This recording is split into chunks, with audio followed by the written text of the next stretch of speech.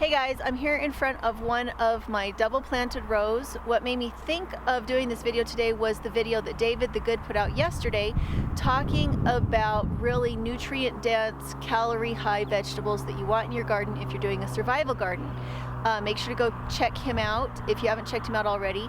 My hotbeds where I have everything composting come from having listened to his audiobook and buying his book years ago, letting me know that it was okay just to put everything in the compost pile and let it go to work.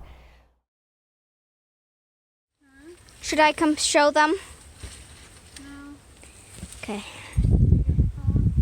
Yeah, I'm videoing right now. Alright, so I wanted to show you guys what the inside of a hotbed looks like when you take it apart. This one has been here for 3 years, almost 4, and this is what I wanted to show you. Yes, there's wood in it, and the wood holds water. But the straw and the manure turns into soil. This is fantastic soil. This up here is more compost state, but then all you do is put a little bit of potting soil on the top, and it keeps it warm and it keeps it hydrated. This one is just too close to the house, and it's not my favorite type. We did it with 2x4s and chicken wire. Not easy to pull. It was a pain in Chicken the wire. butt to get out. It was a pain in the butt to get out, but more importantly, it fell apart. I'll show you this other hotbed over here. And it's the same age. It's actually a year older because I did a trial run on 2 years older, might be 2 years older. This one is 5 years old and it's still holding up, and I used tin on the inside, a couple pallets, and lumber.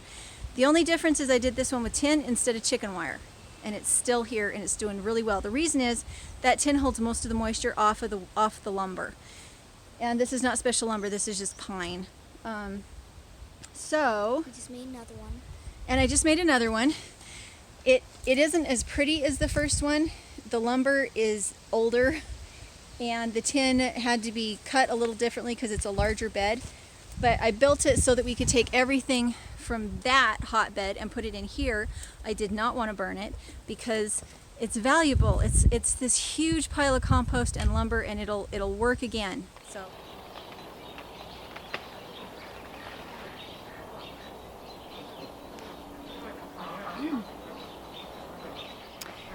We have had so many salads out of this one package of seed, and it has been delicious. And it's a lettuce that kind of fills you up a little bit. You don't feel like you just ate water. The flavor.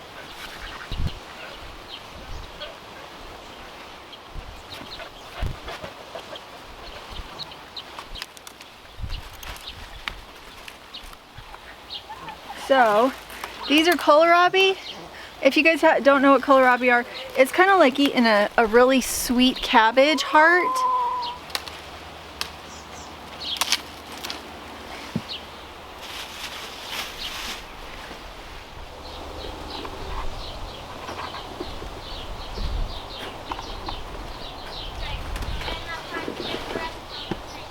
Huh?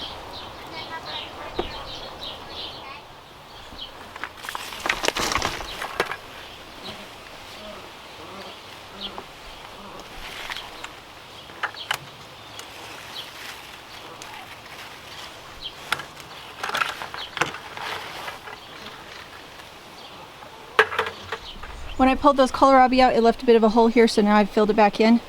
Now if I put straight rabbit manure in here, it wouldn't work.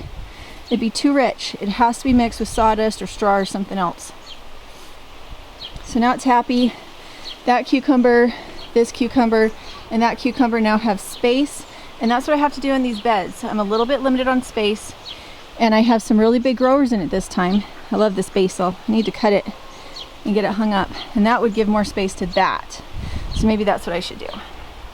But there's my harvest of some kohlrabi, lots of potatoes, and these were off of stragglers. We've already harvested this bed once. We just left one stem of a potato on each potato that we harvested.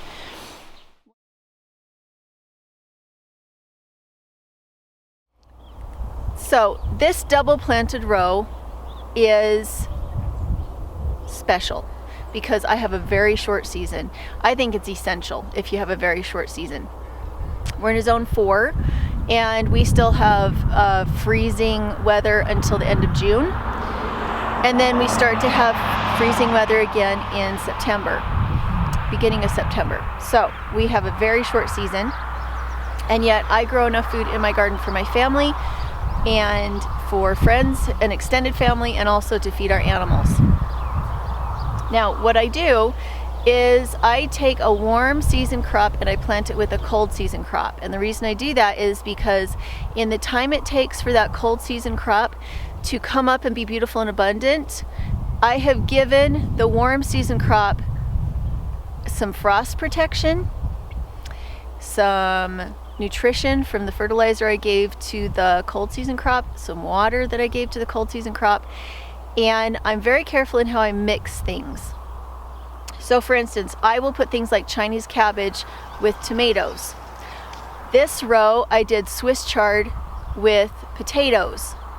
And if you're in the south, potatoes are like a spring crop. You plant them in cold weather and then you harvest them in spring. In our area, potatoes are a storage crop. You plant them in May and then you harvest them in October. So in my double planted rows, I have really thick Swiss chard, but then I have these really nice big potatoes. You don't see one? I need to show them the kind that I use for seed.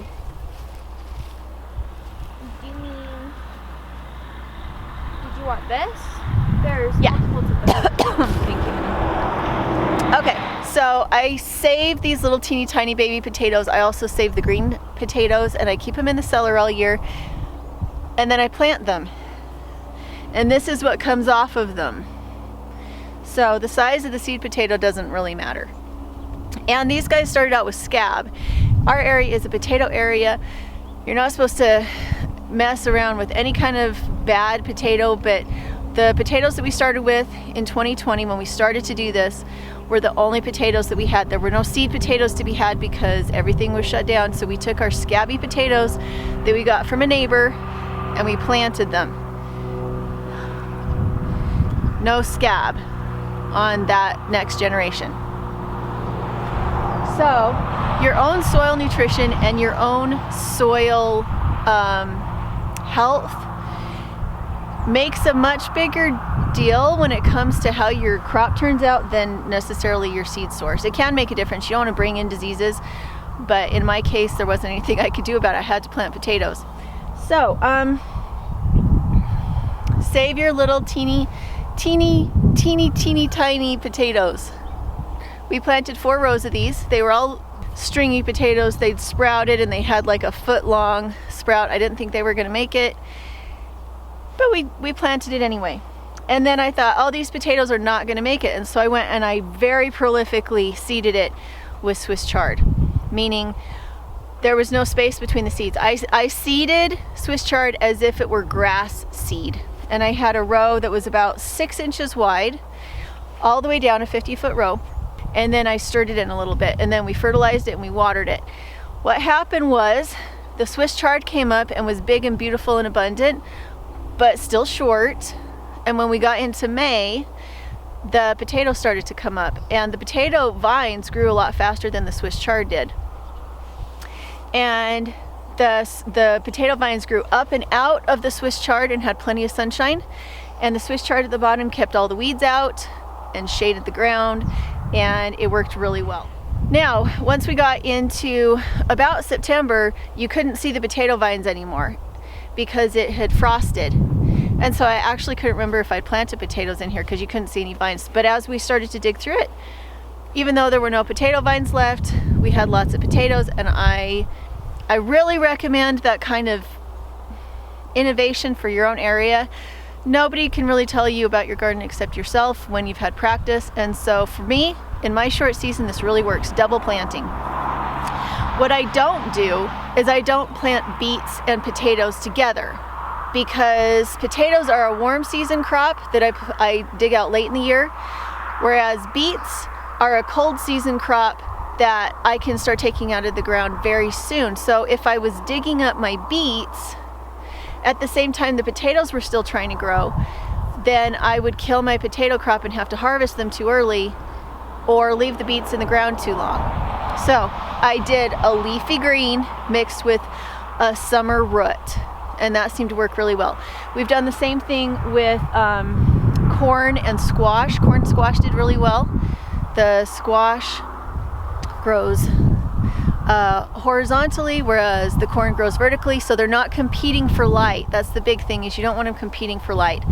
But I do plant very, very thickly. I have big rows, 3-4 feet between my rows, but inside my rows themselves I plant very, very thick. And I also water very heavy, and I fertilize very heavy, because I have a very limited season. Now, we do have a spring garden, but that's because I planted in the winter. So that's our hotbeds, and I'll make sure to link in the description and also in the cards how to find those hotbed videos. But I'm going to show you really quick how nice these potatoes are.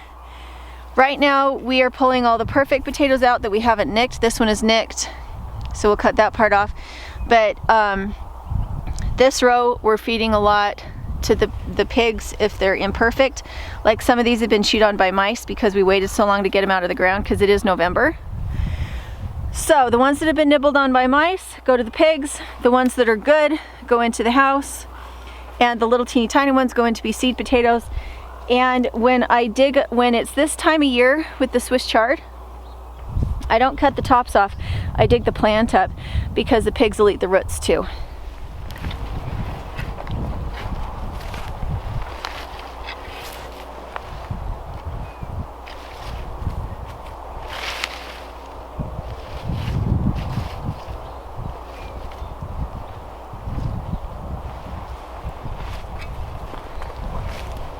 Is Dad out yet? Oh, hi, Dad. With the potatoes, a lot of the time they just got left out here after that, and that's why they have the mice bites. And I think a lot of that was stuck too. Oh, was it? I didn't tell you when you first started digging, because I wasn't sure you're gonna have the audio on. Yeah, the geese were chewing on it a lot.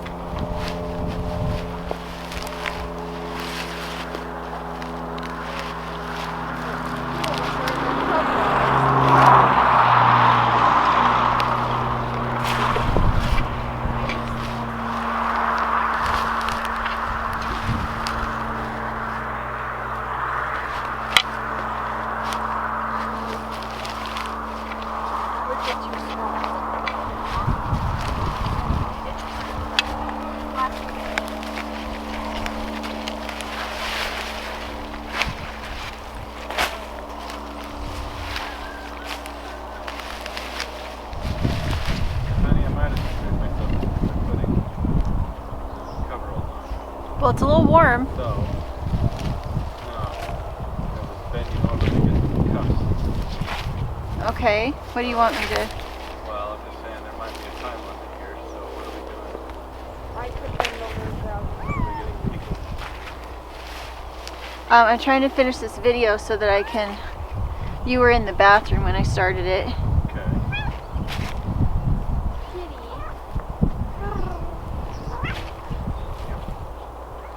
Are you picking them up?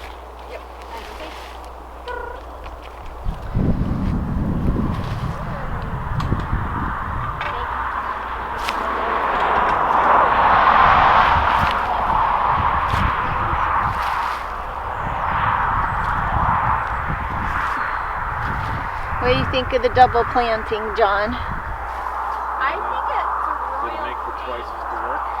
Huh? Twice the work? Double the harvest in one row. I think it's a little bit of a pain when you're trying to get up to this chart, but then you always get up potatoes too. Dang it. Twice the food in one space. Well, yes, I like that part, but the fact I have to take extra trips when I try and take the chart potatoes. Yeah. If you bring one basket, though. Not if I have to take up 6 plants worth of chard. I see. So the child doing the work is not a fan of the system because she has to.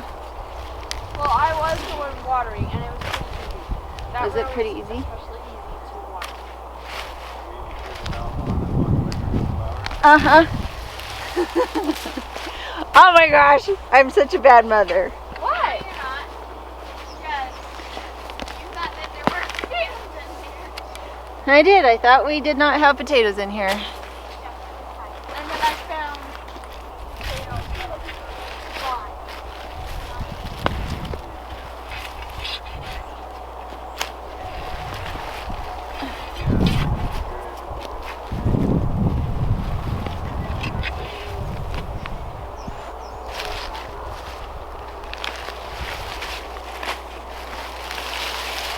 They don't a lot.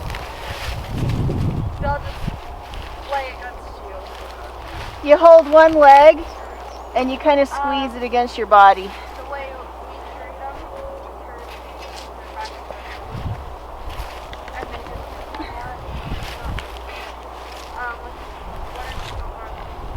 So we getting the big ones or the little ones? All right, so I'll show you the whole row of Swiss chard, but these are Swiss chard. There's quite a bit of food on the roots, and then of course there's all the potatoes. Hey kitty, you're so helpful. He's definitely my favorite.